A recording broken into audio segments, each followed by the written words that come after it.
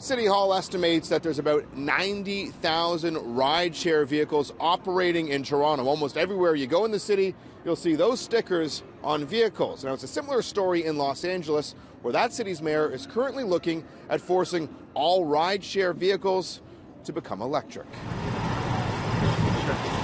It's no secret the streets of Toronto are packed, jam-packed. Many have mused that the rise of rideshare on the streets isn't helping.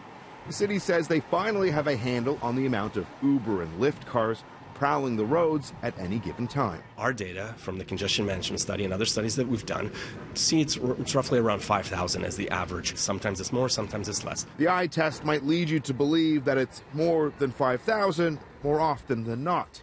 Toronto City Hall recently declared a climate emergency, so one has to assume that having thousands of more carbon-emitting vehicles choking the roads is an issue. Enter another traffic haven, Los Angeles. In an effort to become carbon neutral by 2050, LA Mayor Eric Garcetti recently told the Financial Times, "We have the power to regulate car share," going on to say, "We can mandate and are looking closely at mandating that any of those vehicles in the future be electric." It's an idea that has the wheels turning here in Toronto as well. We want to learn from anyone on how you can improve, and if it's California, if it's New York, if it's the Netherlands, we're willing to look at it. Though Toronto's Municipal License and Standards Department says if an electric bylaw was to be passed, it would have to include traditional taxis as well. What we need to understand is how you phase that in, and do you phase it in such a way that it's not impactful on the people that have just made purchases of vehicles or converted to propane. The mayor's office has also weighed in, telling City News that City of Toronto staff are studying this along with how it could be realistically implemented right now. Mayor Tory and a majority of councillors voted last year to endorse the goal of ensuring 100% of Toronto's vehicles for hire are using low-carbon energy by 2050.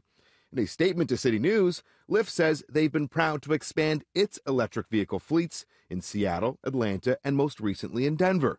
Uber declined to comment specifically on electric vehicles, opting to say in a statement that the company is committed to supporting more efficient and sustainable ways to help get more people from point A to point B. We are investing in product innovations and initiatives that reduce the carbon intensity of our platform.